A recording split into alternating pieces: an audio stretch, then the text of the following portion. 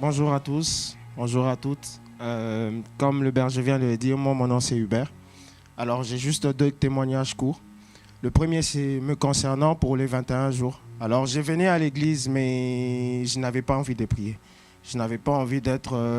au fond de moi, en tout cas, mon cœur refusait tout ce qui était concernant Dieu. Je ne savais pas pourquoi, mais c'était difficile. À la maison, c'était difficile de prier. Je venais parce que j'étais en lutte avec ma chair. Mon esprit était en train de me dire, va à l'église. Ma chair me disait, non, ne va pas à l'église. À chaque fois que je voulais venir, ma chair me disait, ne va pas à l'église. Je disais à ma chair, tu vas aller à l'église. Donc, j'étais en lutte. J'étais en lutte. Alors, pendant les 21 jours, j'avais juste une seule prière. J'ai dit, Seigneur Jésus, en tout cas, dans la Bible, Paul respirait le meurtre. Mais en peu de temps, tu l'as transformé. Et c'est pas normal que je sois comme ça, que je n'ai pas soif de toi, que je n'ai pas envie de prier.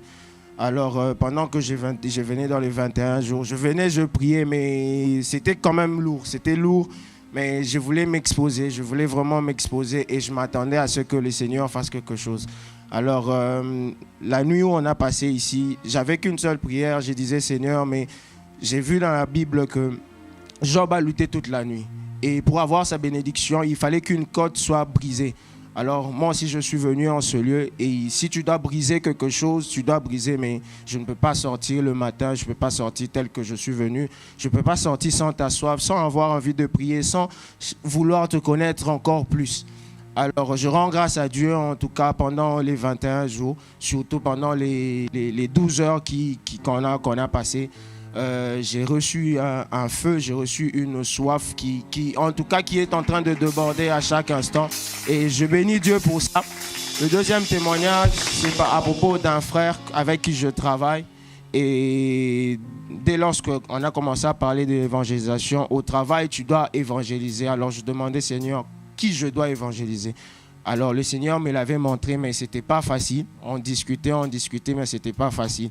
Je l'ai invité à l'église à plusieurs fois. Il n'était pas d'accord, il était réticent parce qu'il n'aime pas la population, il est nerveux et tout ça. Alors, quand on a annoncé Open Events, dans ma tête, c'était lui.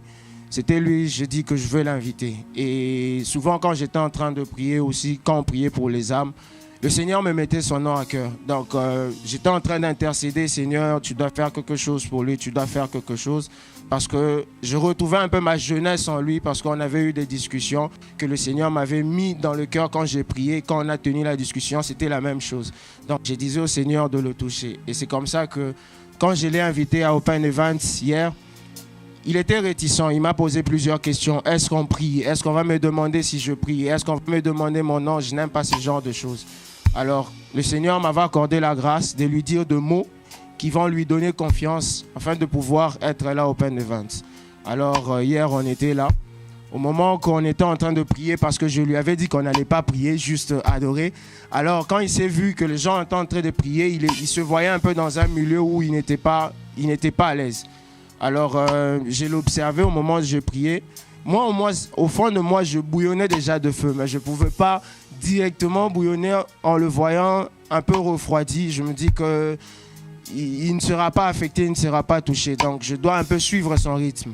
Mais au moment où on était en train de prier, le Seigneur m'a mis à cœur de pouvoir mettre ma main sur son épaule, comme les amis qui ont apporté le paralytique, de pouvoir intercéder pour lui. Au moment où j'ai pris, de mettre ma main sur son épaule et pouvoir intercéder parce qu'il va faire quelque chose. Alors, je lui ai demandé, est-ce que je peux mettre ma main sur ton épaule? Il était d'accord. Alors, au moment où on était en train de chanter, on était en train de prier. Moi aussi, j'étais en train d'intercéder. J'ai dit au Seigneur, je ne suis pas venu seul. Tu as amené quelqu'un avec moi. Alors, en sortant d'ici, il doit sortir avec quelque chose. Certes, qu'il n'aime pas ce genre d'atmosphère, mais je crois que tu peux faire quelque chose. Alors, c'est comme ça que tout au long de Open Events, je n'avais pas l'intention de pouvoir baisser ma main. J'avais ma main sur son épaule. J'étais en train d'intercéder. Alors, quand le berger a fait l'appel à la prière du salut, il était assis. J'étais en train de l'observer, mais je disais, Seigneur, il n'élève pas la main, il n'élève pas la main, il n'élève pas la main. Et j'étais surpris quand le berger a demandé de se lever. Je l'ai vu se lever et faire la prière du salut. Alors, j'étais tellement émerveillé pour ça. Je bénis Dieu. Et en même temps, je veux aussi dire à quelqu'un, tu es là, tu as tu connais quelqu'un, tu veux que quelqu'un puisse accepter Jésus-Christ, alors persévère dans la prière. C'est d'abord dans la prière que la personne va venir à Christ. Parce que tu dois d'abord soupirer dans la prière, ensuite cela va se manifester. Et pour quelqu'un qui a perdu une soif ou pour quelqu'un qui est dans un besoin quelconque, je ne sais pas, et que tu n'y arrives pas par toi-même, en tout cas, prie au Seigneur, prie, continue de persévérer. Même si la chair te dit que non, en tout cas, toi, c'est fini. Continue de frapper, comme nos pères nous le disent, frapper. Et à un moment donné, la porte va s'ouvrir et tu verras que le Seigneur va te bénir. C'était ça mon témoignage. Merci.